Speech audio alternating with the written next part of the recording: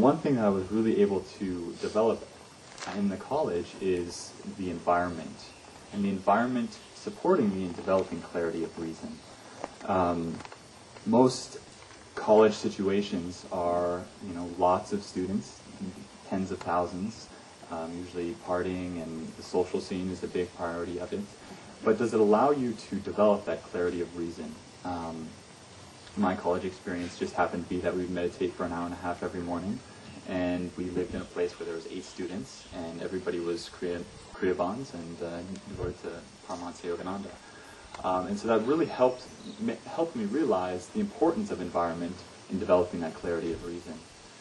For me, one of the greatest examples of what Education for Life was able to do is give me that direct experience. And so it wasn't, here's the intellectual understanding of reason, of why this should be this way, why this works, why this doesn't, but try it yourself, figure it out, and see what happens. I think in a lot of the stories that I've heard Nitai tell, and of the different various travel abroad experiences, they are quite dramatic, some of them with things going in many different ways. But the main thing that I really got out of all of that was this deep faith, as Nitai was talking about, in knowing that the direction is maybe unknown.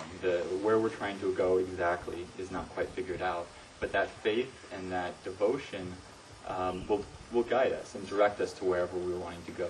It's so important in the development of individuals, myself, and younger kids, that you don't know where you're going. You don't know what direction you're trying to go. You don't necessarily even know what career path you want to take. But what you do know, and what I was able to get from this Education for Life system, in the college specifically, is that it doesn't matter necessarily where I want to go or specifically what I want to do. But it was giving me the tools that said, okay, here's how to live. As Nitai mentioned, Yogananda's schools were called How to Live schools, and it's so appropriate because what we all need to learn individually isn't necessarily how to be the best accountant or the best mathematician or anything, but how do we live in this world, and how do we approach and deal with the challenges that come up, no matter what avenue we're going through. I think in general society there's a big security in saying, this is who I am and this is where I'm going. I think there's a security in that, but I also think there's a lack of potential in that. I think anytime you say, this is who I am and this is where I'm going, without being open to a million different circumstances that could potentially be greater than what you had in mind, you really limit yourself. It's not the 10 steps, it's the 1 step that matters right now. There was a study that I recently read about a group of Asian women. That they split the into two groups, about 20 each. And in one group, they were doing math tests. And in one group, they said to the women, they just kind of put it frankly, well, you're women, and women are generally less good at math. And they didn't really support it in any way, but just mentioned it.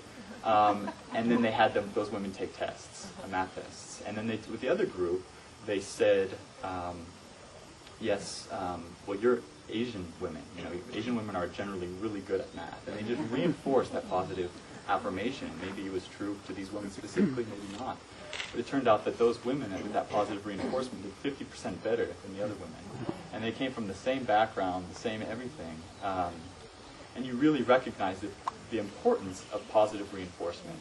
I've seen it time and time again in public school systems and even experienced it myself, where students have such potential and they have such an ability to shine, but yet aren't given that positive reinforcement. And really, it's not the teacher's fault, or how can a teacher give 30 different to 40 different kids all personal attention as the college has had, and even just living in community is the environmental factor. The environmental factor being the people and the physical space even.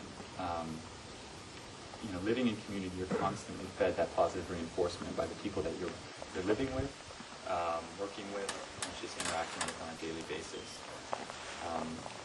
And so I'd like to end with just a quote by Master that he says, the purpose of life is for our education and entertainment, but how few are either educated or entertained.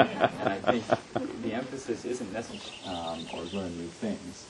And so really, I stepping into community after having gone to the college, I really appreciate the fact that in this community we're always pushed to grow more and do new things and constantly discover who we are without defining ourselves or needing to know exactly the direction we're going. So thank you.